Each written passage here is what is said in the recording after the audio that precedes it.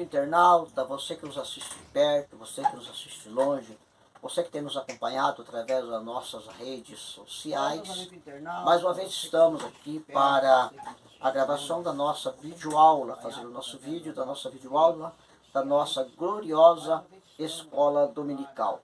Nessa oportunidade nós vamos estar tratando sobre a justiça de Deus, que é a lição de número 6 do nosso trimestre, que nós estamos estudando sobre a justiça divina, a preparação do povo de Deus para os últimos dias no livro de Ezequiel.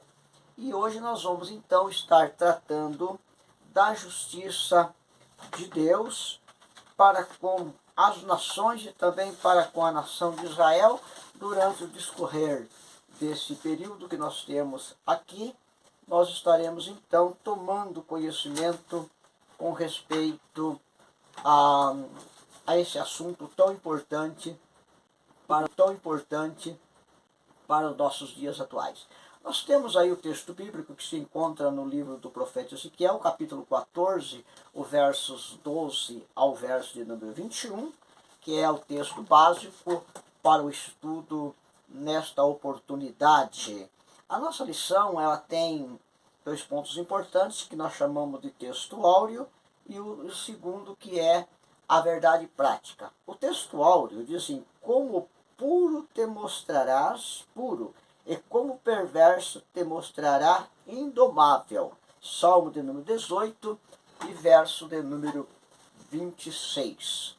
A nossa verdade prática diz o seguinte: os agentes do juízo divino revelam que a responsabilidade humana ela é pessoal, ou seja, cada um dará conta do seu erro, do seu pecado, da sua falha e dos seus atos. Então às vezes nós gostamos de transferir para os outros a nossa responsabilidade e as nossas culpas, mas nós vamos aprender que Deus, ele trata cada um individualmente, inclusive nações e povos, né? A nossa introdução, a gente inicia, primeiramente, nós precisamos entender que a justiça de Deus,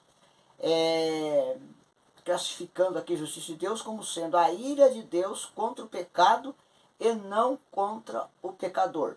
Então a justiça, ou a ira de Deus, ela é a reação de Deus, a reação da santidade de Deus contra o pecado do homem e não contra o homem. A justiça de Deus é aplicada como correção ao pecado, mas não com intenção de aniquilar. O nosso Data Show está com intenção de aniquilar o homem, mas não com intenção de aniquilar. Faltou um não ali, tá bom? No primeiro momento, a justiça da profecia de Ezequiel é aplicada a todos os povos e depois é dirigida para Jerusalém, a cidade santa. Nós vamos depois falar um pouquinho por que a justiça de Deus ela sai da visão dos povos e volta para sobre a cidade de Jerusalém. A compreensão profética é que Deus trata sem parcialidade o pecado de um povo. Então veja que a justiça de Deus ela não é parcial. Nós temos por tendência a tratarmos às vezes os nossos assuntos, aplicarmos as nossas justiças com parcialidade, com companheirismo, com amizade, com coleguismo. Mas para Deus não existe parcialidade. Deus não tem preferido ou preferida. A justiça de Deus ela é imparcial. No nosso primeiro ponto, nós vamos estar estudando sobre a identificação do juízo de Deus. E aí nós temos então o discurso profético. O que vai tratar esse discurso profético? Deus só aplica a sua ira de forma justa e nunca vingativa. A justiça de Deus, ela não é vingativa, ela é justa. ela é algo que não comete erro e também não se vinga. A intenção que nós temos quando nós vemos Deus aplicando a sua correção ao povo de Israel ou algumas nações vizinhas de Israel, ou até mesmo Deus usando nações para punir a nação de Israel por causa do seu pecado, a primeira impressão que nós temos é que Deus, ele é um Deus vingativo. Mas, na contramão dos nossos pensamentos ou das nossas formas de pensar, não. Deus está aplicando uma correção. Porque a palavra de Deus diz qual é o filho que o pai ama que ele não corrige. Então, nosso Deus trabalha também desta forma. Neste caso, a justiça, então, ela é correção e não vingativa. Precisamos entender isso. A outra coisa interessante é o aviso de Deus. Deus nunca aplica a sua justiça sem antes avisar o infrator, sem antes avisar o pecador. Muitas vezes, às vezes nós somos avisados, povos, nações são avisadas, mas fazem vista grossa, como assim podemos usar, e continua na sua perversidade. E aí Deus, então, executa a sua justiça. Amós capítulo 3, verso 7, nós temos ali, certamente o Senhor Deus não fará coisa alguma sem ter revelado o seu segredo aos seus servos, os profetas. Esta revelação é uma revelação da justiça de Deus. Nem sempre, como por exemplo, as pessoas acham que o fim do mundo, o dia e a hora, será revelado para alguém, como já aconteceu de nós termos aí supostas revelações, que no final não cumpriu. Neste caso aqui é diferente. Deus revela os seus propósitos, como ele fará a sua justiça, como ele aplicará a sua justiça. E neste caso, o aviso do profeta, ele é um alerta para que haja um arrependimento. Havendo arrependimento, Deus então muda de posição. Deus não arrepende, porque a Bíblia diz que Deus não é homem para se arrepender. Então Deus muda de posição em relação à sua justiça. Precisamos entender isso, porque as pessoas dizem, Deus se arrependeu. Deus não se arrepende. Deus ele muda de posição a partir do momento que o homem também muda a sua maneira de viver. Profeta aqui, ele é aquele que traz os oráculos de Deus ao povo e não o que aplica a justiça. O profeta é aquele que traz os oráculos de Deus e não aquele que aplica a justiça. A justiça cabe unicamente a Deus, o autor de todas as coisas. Ele oferece oportunidade de arrependimento. O homem tira a oportunidade de arrependimento. Ou seja, o homem aqui, muitas vezes, tira essa oportunidade de arrependimento por causa dos seus próprios atos, por causa das suas próprias falhas. Neste caso, então, Deus ele vai tirar a oportunidade da aplicação da sua justiça a partir do momento que também esse homem tira a oportunidade dele se arrepender. Nós temos então aqui o capítulo 3, versos 14 e 15, que diz, convertei-vos, ó filho rebelde, diz o Senhor, eu vos desposei, e vos tomarei a um de uma cidade e a dois de uma família, e vos levarei a Sião, e dar-vos-eis pastores segundo o meu coração, os quais vos apacentarão com ciência e com inteligência. Veja aqui que ele traz aqui uma chamada de atenção com relação aos pastores de Israel. Apacentarão com ciência, isto é, com conhecimento e com inteligência. Então nós temos aí a responsabilidade também pastoral, né? Que ele diz que vai dar pastores, os quais nos apacentam. Ainda dentro desse discurso profético, quando há arrependimento, há perdão. Perdão de Deus não é humilhação, mas ato gracioso de Deus em anistiar o pecado. Arrependimento, quando há arrependimento, há perdão. Perdão de Deus não é humilhação, mas é o ato gracioso de Deus em anistiar o pecado. Muitas pessoas acham que para se obter a benevolência de Deus, o perdão de Deus, precisa expor a pessoa ao ridículo. Isto não é uma forma de adquirir ou ganhar o perdão de Deus. Isso é uma maneira de humilhar a pessoa socialmente e muitas das vezes moralmente. E Deus trata com esse tipo de coisa. Tanto é que Deus não quer esse tipo de desabores no meio do seu povo. Porque a palavra de Deus diz que quando o seu irmão errar, vai ter com ele. Se ele te ouvir, muito bem. Se ele não ouvir, chama mais duas testemunhas. Se ele ouvir as testemunhas, resolveu o problema. Se ele não ouvir as testemunhas, então a Bíblia manda considerar como gentios. Mas o primeiro passo é eu me posicionar em relação àquele que me ofendeu. Não é eu expor, porque isso é um ato que contraria a verdade bíblica, a palavra de Deus. Eu coloquei aqui, para nós explicarmos o que é anistia, anistia do grego, no transliterado para amnestia, esquecimento. Ou seja, quando Deus anistia, ele esquece. E a Bíblia diz que Deus pegou o nosso pecado e ele jogou no mar do esquecimento de Deus. Aí nós temos também do latim tardio, né, que também é a amnestia, que significa perdão, cancelamento ou renegociação da dívida.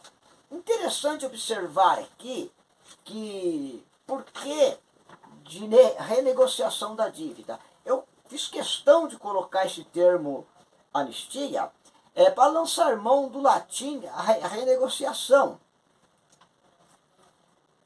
O que muitos fazem, recebem o perdão, mas não deixam o pecado. Apenas renegociou a ira de Deus. Isso é muito perigoso. A Bíblia diz, aquele que confessa e deixa. Então esse alcança misericórdia. Então muitas das vezes, do termo do latim, a pessoa negocia com Deus o seu pecado. E Deus, muitas das vezes, tolera, ou Deus, ele adia a sua justiça. Mas quando o homem não deixa, então a justiça de Deus, ela é aplicada. A correção de Deus, ela é aplicada.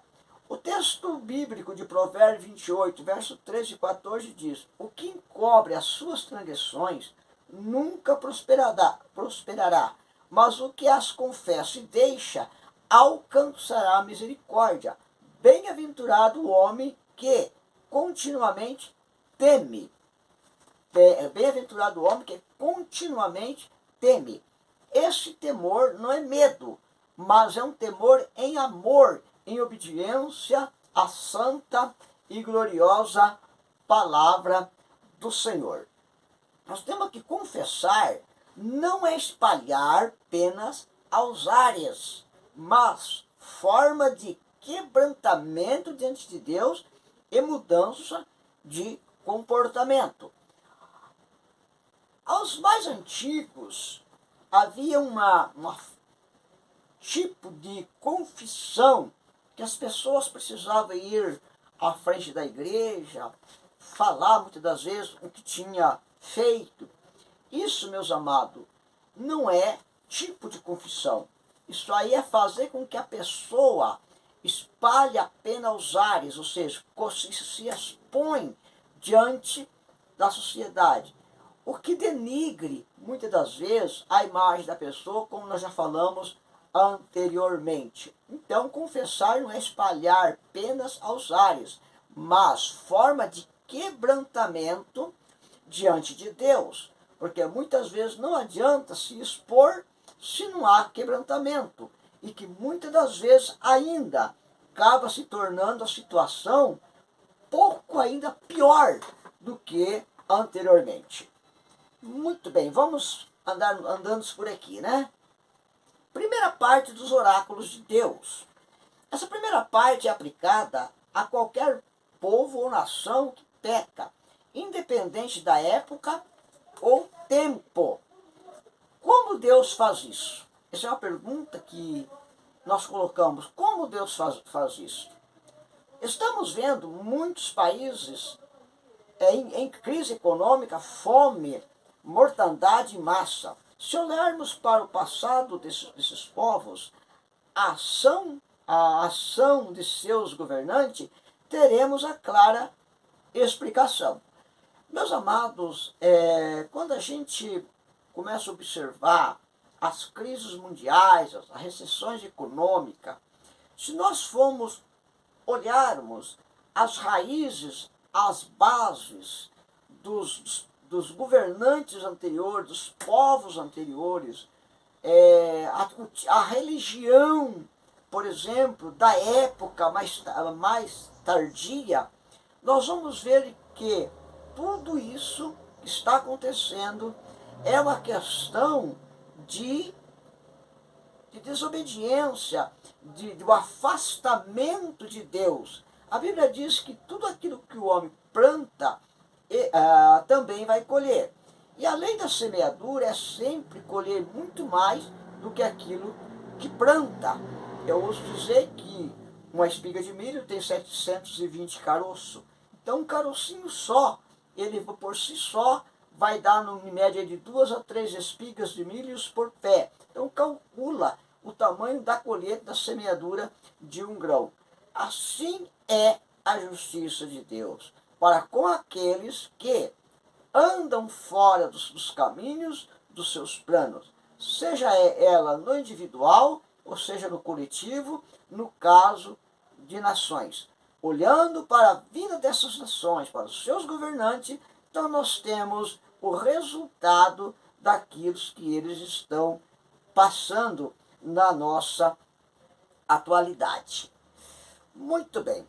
A ira de Deus contra os moradores da terra. Apocalipse capítulo 6, e o verso de número 8, diz assim: E olhei, e eis que um cavalo amarelo, e o que estava sentado sobre ele tinha nome Morte, e o inferno o seguia. E foi-lhe dado poder para matar a quarta parte da terra, com espada, com fome, com peste, e com feras da terra. Aqui nós estamos vendo a ira de Deus, uma das iras derramada no período da grande tribulação, que está registrado no livro de Apocalipse. Isto mostra para nós claramente o que vai acontecer com a terra após o arrebatamento da igreja, como Deus vai derramar a sua ira sobre os moradores da terra, como justiça ao pecado e apostasia que já se alastra, que já se alarma nos dias em que nós estamos vivendo. Nós já estamos vendo parcialmente a justiça de Deus sendo aplicada em alguns segmentos da vida do nosso país, na vida de outros países.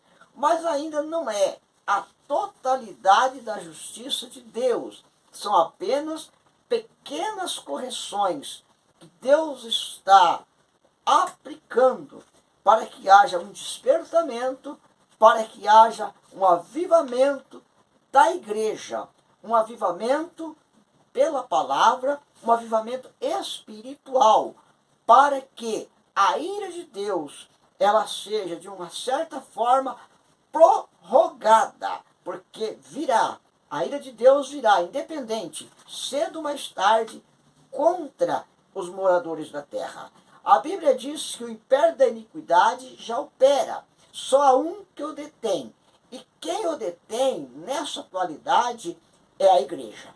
Assim que a igreja sair da terra, a Bíblia diz que Deus o aniquilará pelo sopro das suas narinas e pelo resplendor da sua glória. Então, a igreja ainda é o agente de Deus na terra que está segurando a justiça de Deus, como nós encontramos no livro de Apocalipse. O que Deus tirou esta justiça, a sua misericórdia, melhor dizendo, das nações pela qual Ezequiel estava profetizando, e ele executou o seu juízo. E mais tarde, também sobre Jerusalém.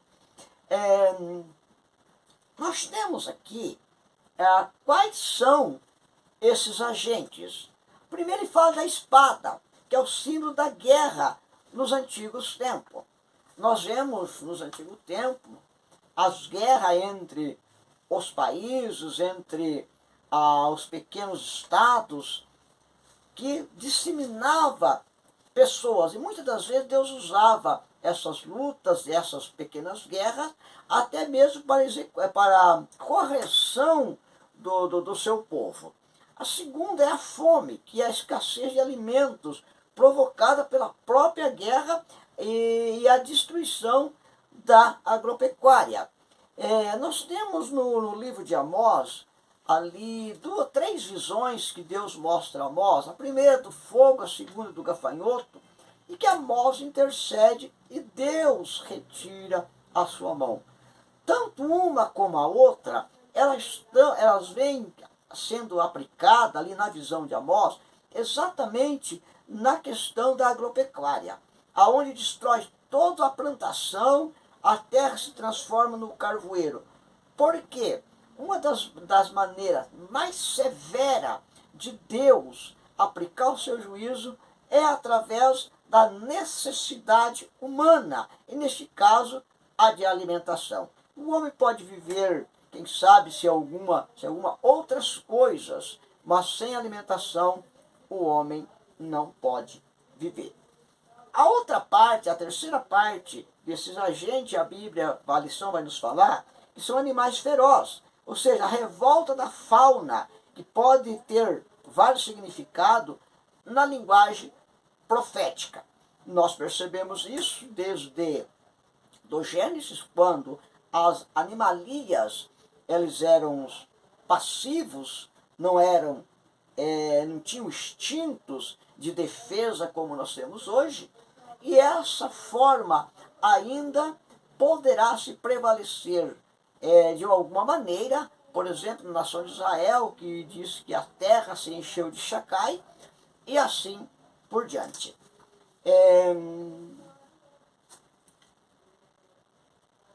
Nós temos então ali as três maneiras, e nós temos aqui por que essas profecias são dirigidas a Jerusalém. Aqui está um ponto culminante, porque Jerusalém ele é o centro de adoração do povo judeu e será de todas as nações do período milenar. Veja, amado, que Deus sempre começa, aqui nesse sentido espiritual, Deus começa pela casa. E a casa aqui é a cidade de Jerusalém. Ela é um referencial à santidade de Deus. Por isso que a lição na profecia de Ezequiel, ela vai trazer essa ênfase, ou lança essa luz sobre a cidade de Jerusalém. Um exemplo de intercessão pelo pecado. Inúmeras citações no Antigo Testamento de intercessões que Deus atendeu. Algumas Deus não atendeu, outras Deus atendeu. Nós temos aí, por exemplo, o capítulo 7 de Amós, nós já citamos, a intercessão de Moisés. Nós temos aqui, então, alguns versículos, nós podemos ler. Moisés, porém, suplicou ao Senhor Deus e disse: ó Senhor, por que se acendeu o teu furor contra o teu povo, que tiraste da terra do Egito com grande força e com mão forte? Nós vemos aqui a súplica de Moisés para tolerar, perdoar, não aplicar a justiça divina sobre aquele povo, cujo povo Deus tirou com mão forte. Mas nos capítulos anteriores, Deus olha para Moisés e diz: o povo que tiraste do Egito. Ou seja, parece que Deus passou a responsabilidade para Moisés. Por que Deus passou a responsabilidade para Moisés?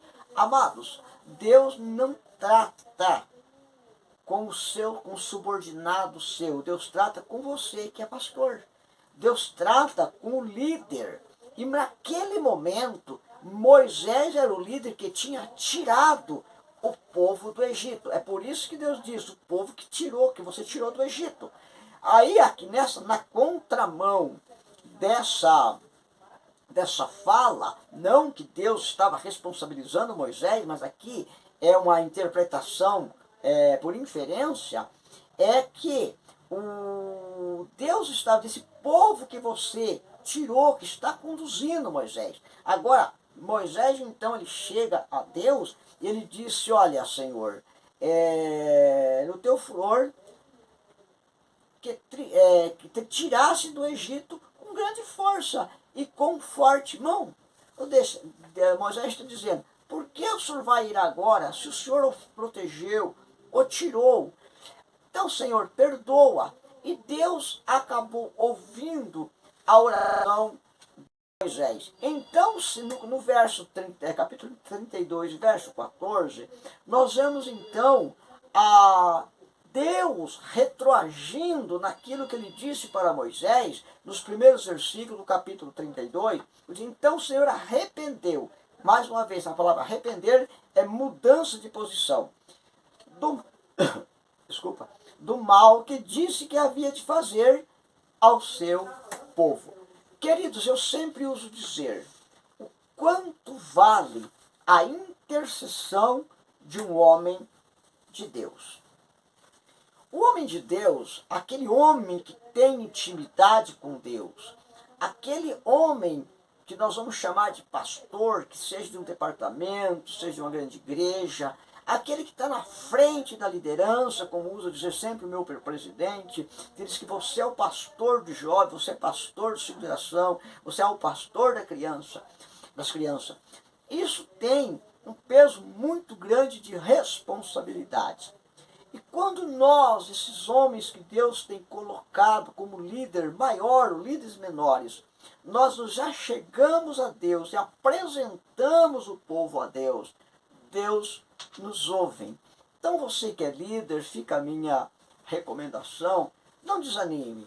Você é um homem de Deus ou uma mulher de Deus, uma intercessora ou um intercessor. Talvez você não tenha o cajado maior na mão, mas você tem sim a autoridade de Deus para interceder, para buscar em favor da sua equipe, em favor do seu departamento.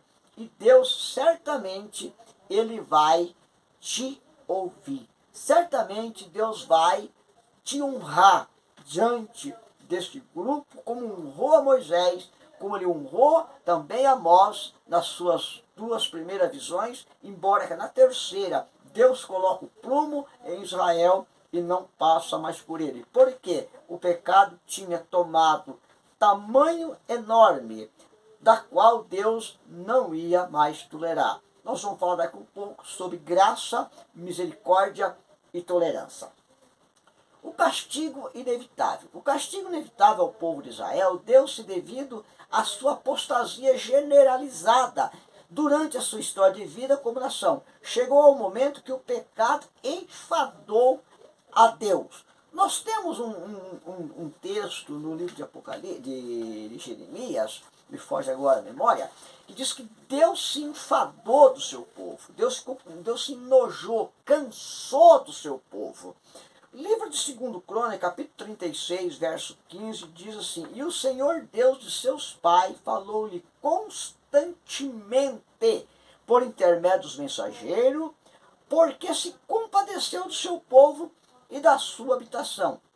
Eles, porém, zombaram dos mensageiros de Deus e desprezaram seus profetas, até que o furor do Senhor é o furor do Senhor, tanto subiu contra o seu povo, que mais nenhum remédio houve.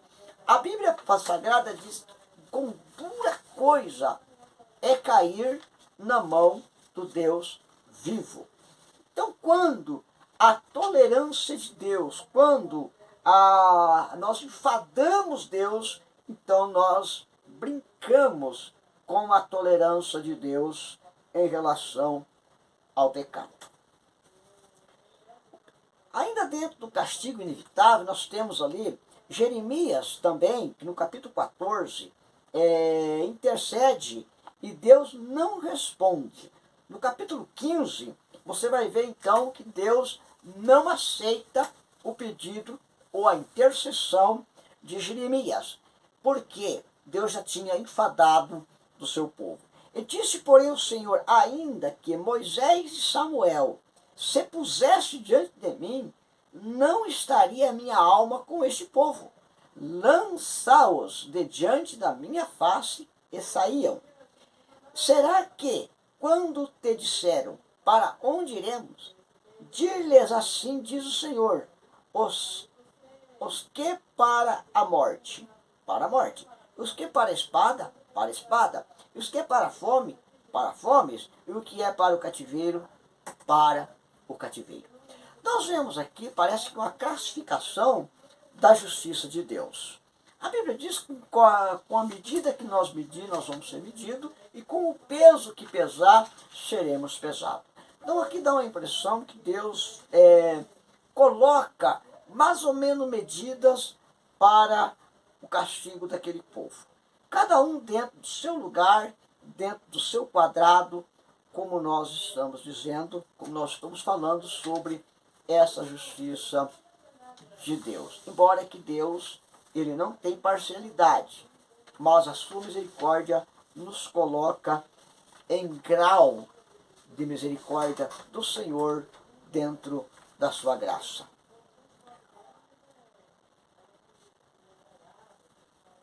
Embaixo nós temos ali que a ira de Deus está sobre algumas nações do mundo atual. E esperamos que ela não esteja também sobre o nosso querido Brasil. Nos últimos dias nós temos visto os acontecimentos que vêm pairando sobre a nação brasileira. E parece que Deus não ouviu as nossas petições. A grande verdade, meus queridos, que Deus ouviu as nossas petições. Mas as escolhas, elas são individuais. Deus não interfere no meu, no seu e no nosso livre-arbítrio. Deus respeita o nosso livre-arbítrio. Porém, a Bíblia diz que aquilo que o homem semeia, ele vai colher. Então nós estamos aí em um processo que parece que Deus não nos ouviu. Mas talvez seja uma parte já do juízo de Deus para com a nossa nação brasileira, a qual Deus tem ela por especial, porque a nação brasileira foi o único país do mundo que deu a Israel o seu hino, a sua bandeira e a sua pátria. Nós temos a bênção de Abraão sobre a nossa nação, quando o Senhor disse a Abraão, aqueles que te abençoar, eu vou abençoá-los, mas aquele que te amaldiçoar, eu amaldiçoarei. E isso nós estamos calcados sobre a decisão, quando em 1948, Oswaldo Aranha, ele deu ao país de Israel a sua liberdade. Oswaldo Aranha, aquele gaúcho brasileiro que nos colocou em pé de igualdade de Israel, debaixo da proteção e da bênção de Deus. No livro de Tiago, capítulo 5, a palavra de Deus nos diz que a oração de um justo pode muitos em seus efeitos. Então, por que Deus não perdoa? Foi o que nós falamos agora há pouco por causa da tolerância. Misericórdia, graça, misericórdia, tolerância, misericórdia e apostasia. Vamos estudar isso aqui agora. Não podemos confundir graça com tolerância de Deus. As duas coisas são diferentes. As duas coisas aparentemente caminham paralela, mas em um certo horizonte elas se separam. Graça, ela é o favor não merecido. Aquilo que nós não merecemos, Deus nos dá de graça. Embora nós sendo pecadores, Cristo veio e morreu na cruz, derramou seu sangue no meu, no seu e no nosso lugar. Sentença esta que cabia ou pesava sobre os nossos ombros. E o profeta Isaías vai falar sobre isso, que ele foi ferido pelas nossas transgressões. Ele levou sobre si os nossos pecados, o nosso castigo. E então ele fez-se substituto por nós. Isso é graça. Misericórdia é a tolerância de Deus com o pecador. Porém, ela tem limite. Chega um momento que Deus retira a sua misericórdia e entrega ao homem a justiça divina, aonde então o homem ele será educado, não vou usar a palavra executado, mas aonde Deus aplica a vara da correção para que o homem volte aos limites da graça e restabeleça a misericórdia de Deus para com esse homem. A terceira coisa é a apostasia. Por que que Deus quebra a vara da misericórdia? Nós temos uma mensagem que está baseada no livro de Zacarias, onde diz que Deus pegou duas varas. Uma chamou graça e a outra chamou misericórdia. E depois, a Bíblia diz que ele quebrou essa vara. Primeiro quebrei a minha vara chamada graça, e depois quebrei a minha vara chamada união, em outra tradução diz misericórdia, para anular o meu conserto com Israel.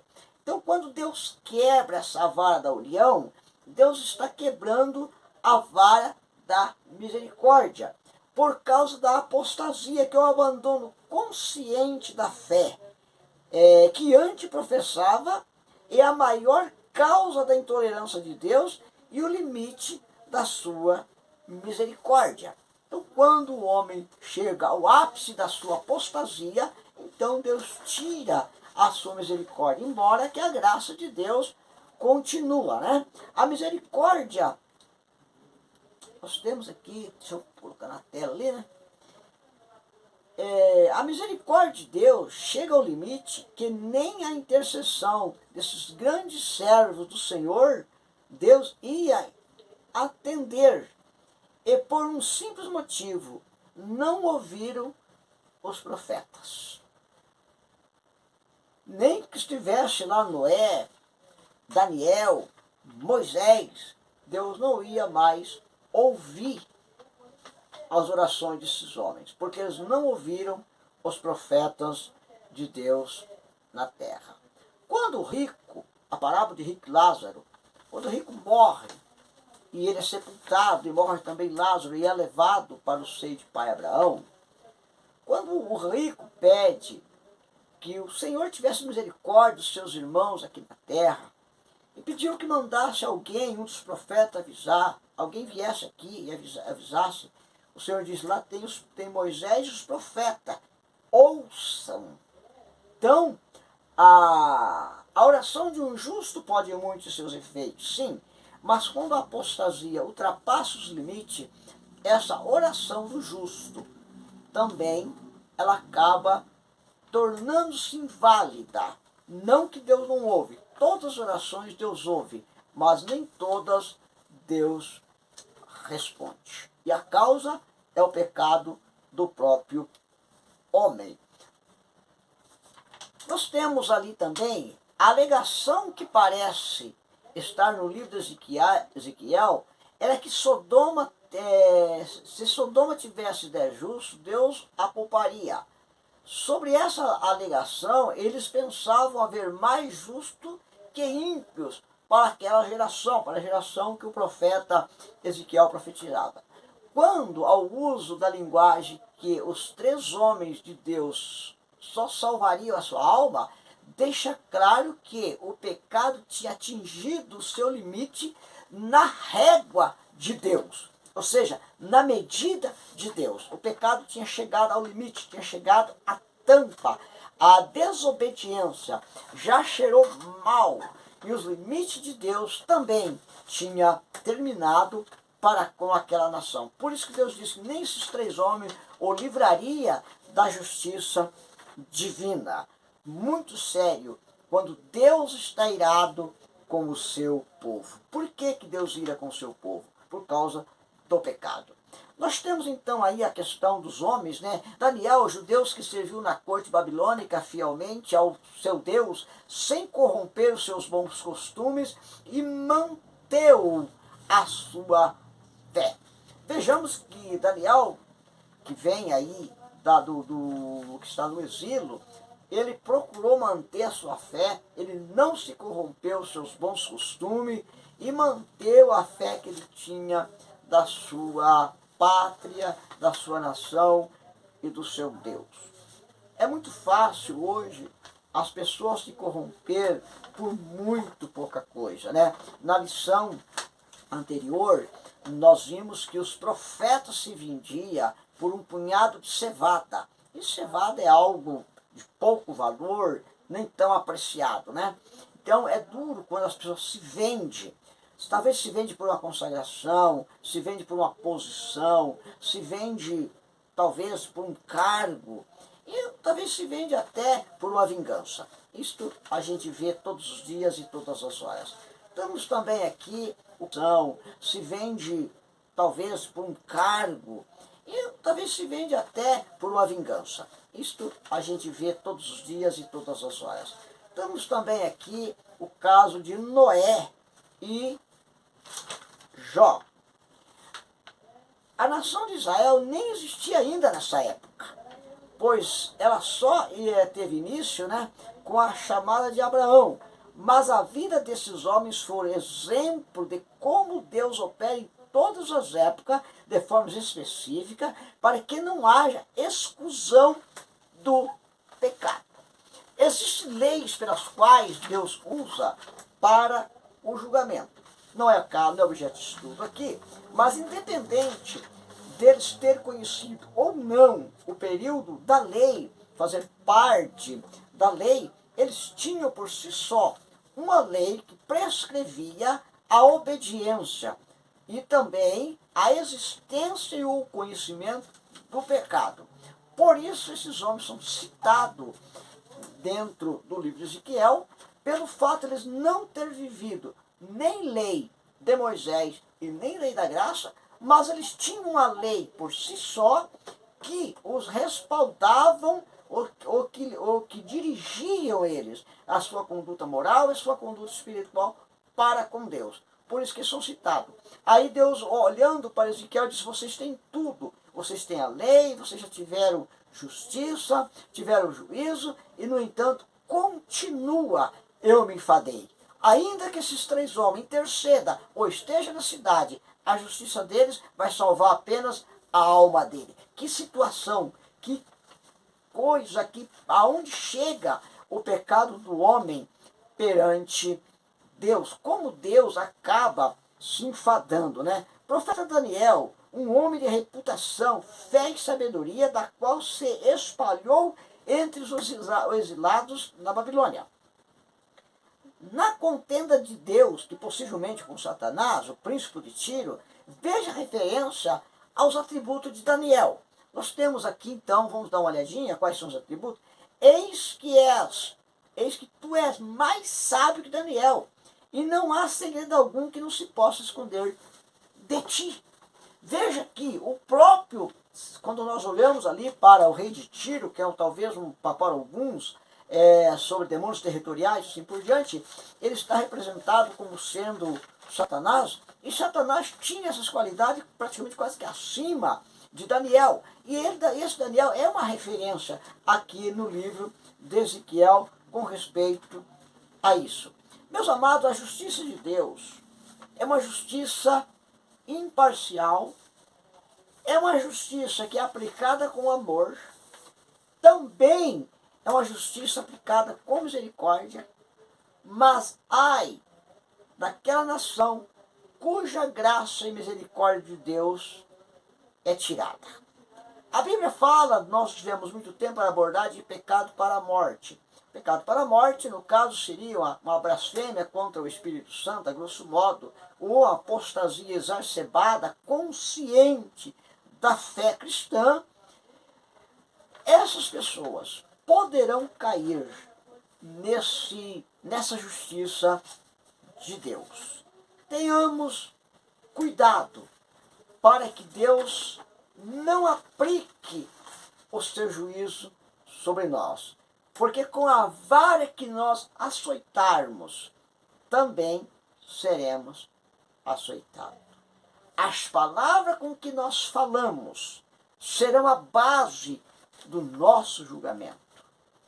As nossas decisões, as nossas atitudes, formas como nós tratamos os nossos semelhantes, a forma como nós conduzimos o rebanho que está em nossas mãos, a forma como nós nos reportamos com os menos favorecidos, tudo será base para a justiça divina.